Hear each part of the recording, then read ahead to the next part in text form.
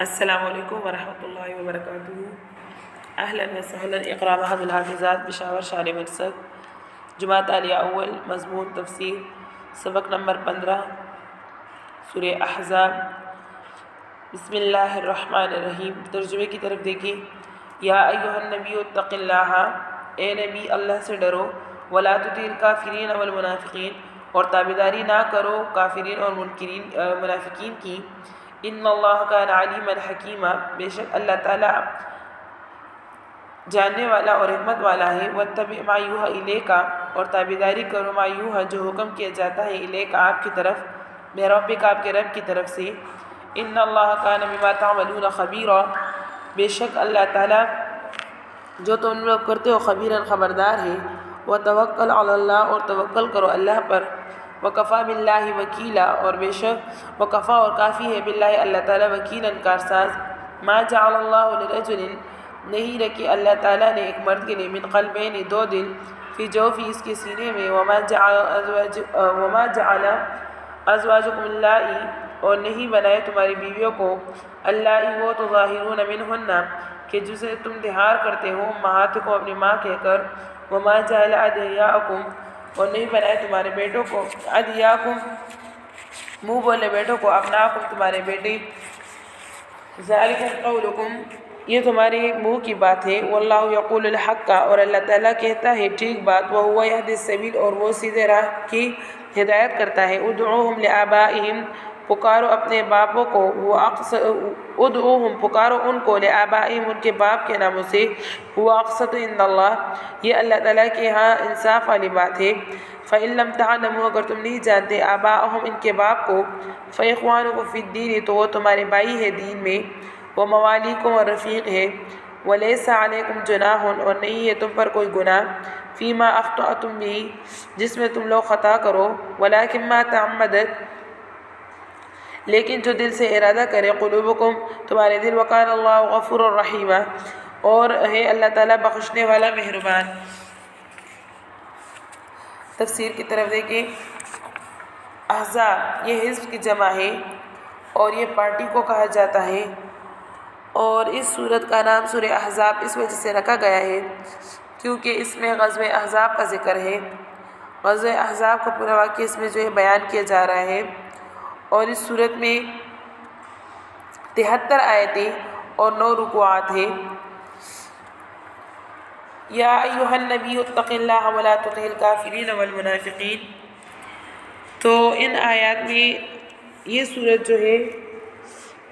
اس کے سبب نزول میں چند روایات نقل ہے۔ ایک یہ کہ رسول اللہ صلی اللہ علیہ وسلم جب ہجرت کر کے مدینہ طیبہ میں تشریف فرما ہوئے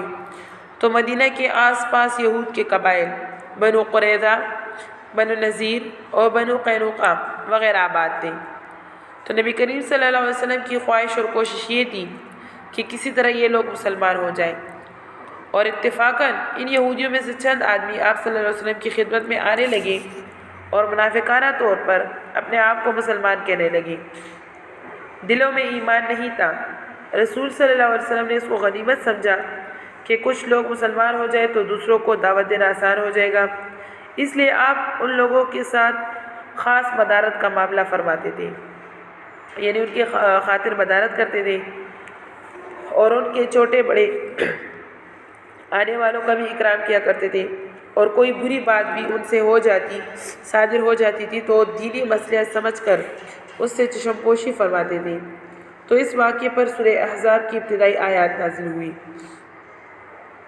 دوسرا واقعہ اس کے بارے میں یہ ہے کہ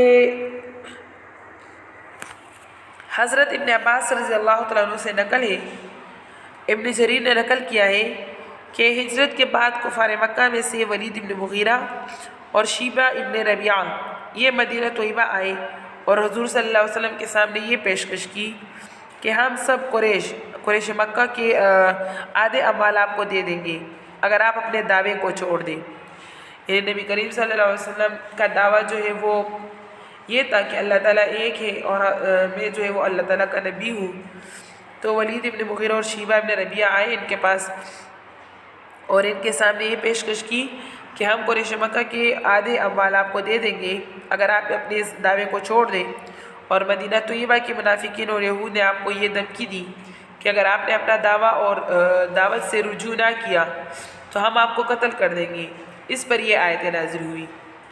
تیسرا واقعہ اس کے بارے میں یہ ہے کہ ابو سفیان اور اکرمہ ابن ابی جہل اور ابو العور سلمی اس زمانے میں جب واقعہ حدیبیہ میں کفار مکہ اور حضور صلی اللہ علیہ وسلم کے مابین ترک جنگ پر یعنی جنگ چھوڑنے پر معاہدہ کیا ہو گیا تھا، تو یہ لوگ مدینہ آئے اور رسول اللہ صلی اللہ علیہ وسلم سے عرض کیا کہ آپ ہمارے معبودوں کا برائی سے ذکر کرنا چھوڑ دیں، صرف اتنا کہہ دیں کہ یہ بھی شفاعت کریں گے اور نفع پہنچائیں گے۔ آپ اتنا کر لیں تو ہم آپ کو اور آپ کے رب کو چھوڑ دیں گے، جھگڑا ختم ہو جائے گا۔ ان کی بات رسول اللہ صلی اللہ علیہ وسلم اور سب مسلمانوں کو سخت بری لگی، ان کو ناگوار ہوئی۔ مسلمانوں نے ان کے قتل کا ارادہ کیا۔ رسول اللہ صلی اللہ علیہ وسلم نے فرمایا کہ میں ان سے صلح کا معاہدہ کر چکا ہوں، اس لیے ایسا نہیں ہو سکتا۔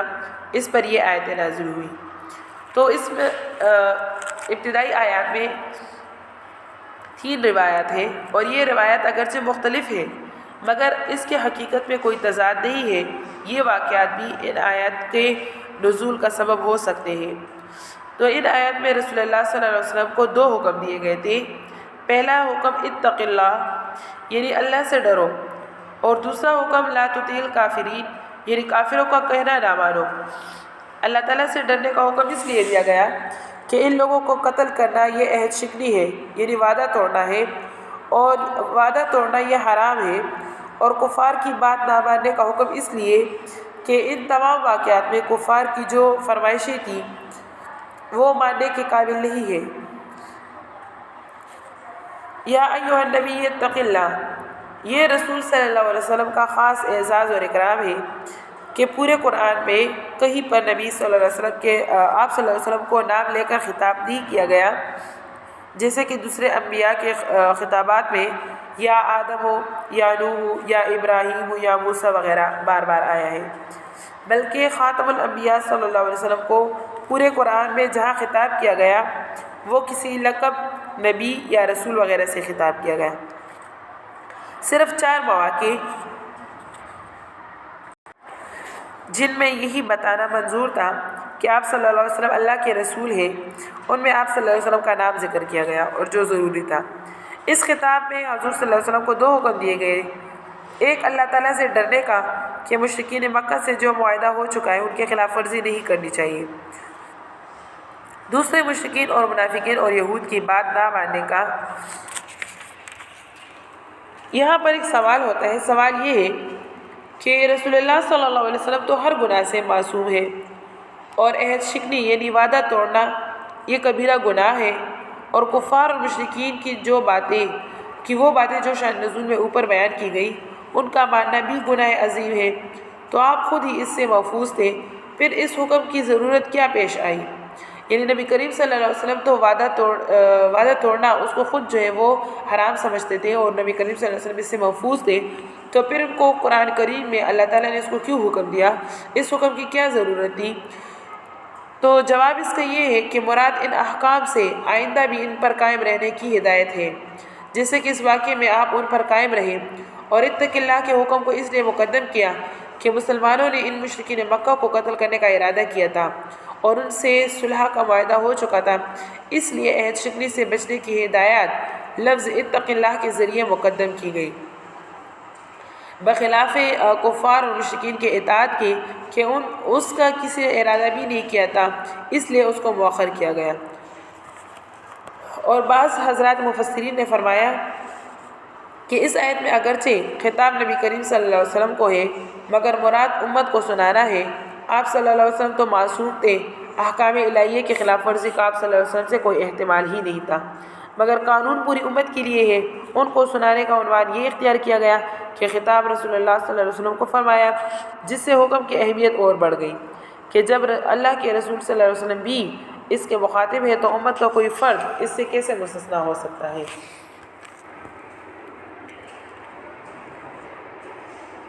ابن کثیر نے فرمایا کہ اس آیت میں کفار مشرکین کے اطاعت سے منع کرنے کا اصل مقصد یہ ہے کہ آپ ان سے مشورہ نہ کریں،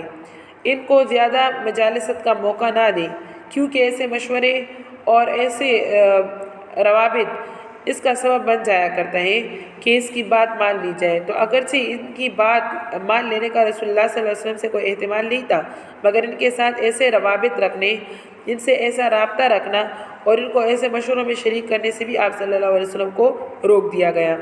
اور اس کو اطاعت کے لفظ سے اس لیے تعبیر کر دیا کہ ایسے مشورے اور باہمی روابط عادتاً ماننے کا سبب جو ہے وہ بن جاتا ہے۔ اس آیت کے آخر میں ان اللہ کان علیما حکیما فرما کر اس حکم کی حکمت بیان کر دی گئی کہ اللہ سے ڈرے اور کفار منافقین کا کہنا نہ مانے، کیونکہ نتائج کا جاننے والا اللہ تعالیٰ بڑا حکیم ہے، وہی جو ہے وہ بندوں کی مصلحت کو جانتا ہے۔ یہ اس لیے فرمایا کہ کفار منافقین کی بعض باتیں ایسی بھی تھیں جن سے شر اور فساد کم ہونا اور باہمی رواداری کی فضا جو ہے وہ قائم ہونے وغیرہ کے فوائد حاصل ہو سکتے تھے، مگر اللہ تعالیٰ نے ان سے منع فرمایا کہ ان لوگوں کے ساتھ یہ رواداری بھی مصلحت کے خلاف ہے اور اس کا انجام جو ہے وہ اچھا نہیں ہے۔ آگے فرمایا وَاتَّبِعْ مَا يُوحَىٰ إِلَيْكَ مِن رَبِّكَ إِنَّ اللَّهَ كَانَ بِمَا تَعْمَلُونَ خَبِيرًا۔ یہ پہلے ہی حکم کا تکملہ ہے، مطلب اس کا پورا کرنا ہے کہ آپ کفار و منافقین کی باتوں میں نہ آئے، ان کی باتیں نہ مانیں، بلکہ جو کچھ اللہ کی طرف سے آپ کو بذریعہ وحی بتایا گیا ہے بس آپ صلی اللہ علیہ وسلم اور صحابہ اسی کا اتباع کریں۔ چونکہ اس خطاب میں صحابہ کرام اور عام مسلمان بھی شامل ہیں، اس لیے آخر میں بصیغہ جمع بما تعملون فرما کر تنبیہ کر دی گئی۔ وَتَوَكَّلْ عَلَى اللَّهِ وَكَفَىٰ بِاللَّهِ وَكِيلًا، یہ بھی اسی حکم کی تکمیل ہے۔ اس میں ارشاد ہے کہ آپ صلی اللہ علیہ وسلم ان لوگوں کی باتوں پر کان نہ دھریں اور اپنے مقصد کی کامیابی میں صرف اللہ پر بھروسہ کریں کہ وہی کافی اور کارساز ہے۔ اس کے ہوتے ہوئے آپ کو کسی کی پرواہ نہیں کرنی چاہیے۔ اب اس سے ایک مسئلہ جو ہے وہ مستنبط ہوتا ہے کہ آیات مذکورہ سے یہ ثابت ہوا کہ دین کے کاموں میں کافروں سے مشورہ لینا بھی جائز نہیں ہے۔ دوسرے امور جن کا تعلق تجربہ وغیرہ سے ہو ان میں مشورہ لینے میں کوئی مذائقہ نہیں۔ وَمَا جَعَلَ اللَّهُ لِرَجُلٍ مِّن قَلْبَيْنِ فِي جَوْفِهِ وَمَا جَعَلَ أَزْوَاجُكُمُ اللَّاتِي تُظَاهِرُونَ مِنْهُنَّ أُمَّهَاتِكُمْ۔ پہلی آیات میں رسول اللہ صلی اللہ علیہ وسلم کو کفار و منافقین کے مشوروں پر عمل نہ کرنے اور ان کی بات نہ ماننے کی ہدایت ہے، اور ان آیات میں کفار کی چلی ہوئی 3 رسموں اور ان کی باطل خیالات کی تردید ہے۔ پہلی بات ان میں یہ تھی کہ جاہلیت کے زمانے میں عرب لوگ ایسے شخص کو جو زیادہ ذہین ہوا کرتا تھا تو یہ کہتے تھے کہ اس کے سینے میں 2 دل ہیں۔ دوسرا یہ کہ ان میں سے اپنی ازواج کے متعلق یہ ایک رسم تھی کہ جس شخص نے اپنی بیوی کو اپنی ماں کی پیٹھ یا کسی عضو سے تشبیہ دی اور کہہ دیا کہ تو میرے لیے ایسی ہے جیسے ماں کی پیٹھ، ان کے محاورے میں زہار کہا جاتا تھا، جو زہر سے مشتق ہے اور زہر کے معنی پیٹھ ہے، اور ان کا یہ خیال تھا کہ جس شخص نے اپنی بیوی سے زہار کر لیا وہ ہمیشہ کے لیے حرام ہو گئی۔ تیسرا یہ کہ ان میں ایک رسم یہ تھی کہ ایک آدمی کسی دوسرے کے بیٹے کو اپنا متبنہ یعنی منہ بولا بیٹا بنا لیتا تھا،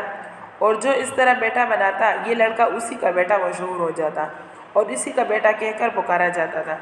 اور ان کے نزدیک یہ منہ بولا بیٹا تمام احکام میں اصلی بیٹے کی طرح مانا جاتا تھا۔ مثلا میراث میں بھی اس کے اولاد کے ساتھ حقیقی اولاد کی طرح شریک ہوتا تھا، اور نسبی رشتے سے جن عورتوں کے ساتھ نکاح حرام ہوتا یہ منہ بولے بیٹے کے رشتے کو بھی ایسا ہی قرار دیتے۔ زمانہ جاہلیت کی یہ 3 باطل خیالات اور رسوم تھے، جن میں سے پہلی بات اگرچہ مذہبی عقیدے سے متعلق نہیں تھی، اس لیے شریعت اسلام کو جو ہے اس کی تردید کی ضرورت ہی نہیں تھی کہ کسی انسان کے سینے میں ایک ہی دل ہوتا ہے یا 2 دل ہوتے ہیں۔ اس کا ظاہر بطلان ہونا سبھی کو معلوم تھا کہ یہ بات جو ہے وہ غلط ہے کہ کسی انسان کے سینے میں 2 دل ہو، اس لیے جو ہے وہ اس کے بطلان کے ذکر کو بھی باقی 2 مسئلوں کی تائید کے طور پر بیان کر دیا گیا کہ جس طرح اہل جاہلیت کا یہ کہنا باطل ہے کہ کسی ایک انسان کے سینے میں 2 دل ہو سکتے ہیں اور اس کے بطلان کو یعنی باطل ہونے کو عام اور خاص سے بھی سبھی جانتے ہیں، اسی طرح زہار اور متبنہ کے مسائل میں بھی ان کے خیالات باطل ہیں۔ باقی دو مسئلے، ایک زہار اور دوسرے متبنہ بیٹے کے احکام، یہ ان معاشرتی مسائل میں سے ہیں جن کی اسلام میں خاص اہمیت ہے، یہاں تک کہ ان کی تفصیلات بھی اللہ تعالیٰ نے قرآن میں خود ہی بیان فرمائی ہے، دوسرے معاملات کی طرح جو ہے وہ پیغمبر کے حوالے نہیں فرمایا۔ ان دونوں مسئلوں میں اہل جاہلیت نے اپنی بے بنیاد خواہشات سے حلال اور حرام اور جائز اور ناجائز کے اپنے قوانین جو ہے وہ بنا رکھے تھے،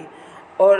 دین حق کا فرض تھا کہ وہ ان باطل رسوم و خیالات کا ابطال کریں، یعنی اس کو باطل کر کے واضح حق بات کو واضح کر دیں۔ اس لیے فرمایا وَمَا جَعَلَ أَزْوَاجُكُمُ اللَّائِي تُظَاهِرُونَ مِنْهُنَّ أُمَّهَاتِكُمْ، یعنی تمہارا یہ خیال غلط ہے کہ اگر کسی نے بیوی کو ماں کی برابر یا مثل کہہ دیا تو وہ حقیقی ماں کی طرح ہمیشہ کے لیے اس پر حرام ہو گئی۔ تمہارے کہنے سے بیوی حقیقتاً ماں نہیں ہو جاتی، تمہاری ماں تو وہی ہے جس سے تم پیدا ہوئے ہو۔ اس آیت نے اہل جاہلیت کے اس خیال کو تو باطل کر دیا کہ زہار کرنے سے حرمت معبدہ یعنی ہمیشہ کے لیے حرمت نہیں ہوتی۔ آگے یہ بات کہ ایسا کہنے پر کوئی شرعی اثر مرتب ہوتا ہے یا نہیں، تو اس کے بارے میں پھر آگے انشاءاللہ ہم سورہ مجادلہ میں پڑھ لیں گے۔ اور یہاں پر جو ہے دوسرا مسئلہ متبنہ بیٹا کے ہے کہ اس کے متعلق فرمایا وَمَا جَعَلَ أَدْعِيَاءَكُمْ أَبْنَاءَكُمْ، ادعیاء داعیون سے کی جمع ہے، داعی وہ لڑکا ہے کہ جس کو منہ بولا بیٹا کہا جاتا ہے، مطلب یہ ہے کہ جس طرح ایک انسان کے پہلو میں دو دل نہیں ہوتے اور جس طرح بیوی کو ماں کے مثل کہنے سے بیوی ماں نہیں بن جاتی، اسی طرح منہ بولا بیٹا تمہارا بیٹا نہیں بن جاتا، یعنی دوسرے بیٹوں کے ساتھ وہ نہ میراث میں شریک ہوگا اور نہ حرمت کے مسائل اس پر عائد ہوں گے کہ بیٹے کی متعلقہ بیوی باپ پر ہمیشہ کے لیے حرام ہے تو متبنہ کی بیوی بھی حرام ہو، اور چونکہ اس آخری معاملے کا اثر بہت سے معاملات پر پڑتا ہے اس لیے حکم نافذ کر دیا گیا کہ متبنہ بیٹے کو جب پکارو یا اس کا ذکر کرو تو اس کے اصلی باپ کی طرف منسوب کر کے اس کا ذکر کرو، جس نے بیٹا بنا لیا ہے تو اس کا بیٹا کہہ کر مخاطب نہ کرو کیونکہ اس سے بہت سے معاملات میں شک پیدا ہو جانے کا خطرہ ہے۔ صحیح بخاری وغیرہ میں حضرت ابن عمر رضی اللہ عنہ کی حدیث ہے کہ اس آیت کے نازل ہونے سے پہلے ہم زید ابن حارثہ کو زید ابن محمد صلی اللہ علیہ وسلم کہا کرتے تھے کیونکہ رسول اللہ صلی اللہ علیہ وسلم نے ان کو اپنا متبنہ بنا لیا تھا۔ اس آیت کے نزول کے بعد ہم نے یہ عادت چھوڑ دی۔ اب یہاں پر اسے ایک مسئلہ مستنبط ہوتا ہے، وہ یہ ہے اس سے معلوم ہوا کہ اکثر آدمی جو دوسروں کے بچے کو بیٹا کہہ کر پکارتے ہیں جبکہ محض شفقت کی بنا پر ہو، متبنہ قرار دینے کی وجہ سے نہ ہو، تو یہ اگرچہ جائز ہے مگر پھر بھی بہتر نہیں ہے کہ صورتاً ممانعت میں داخل ہے۔ صدق اللہ العظیم وآخر دعوانا ان الحمد للہ رب العالمین۔ سبق کو اچھی طرح سے یاد کریں اور آگے جو ہے وہ ایک رکوع کا مطالعہ کریں۔ السلام علیکم ورحمۃ اللہ وبرکاتہ۔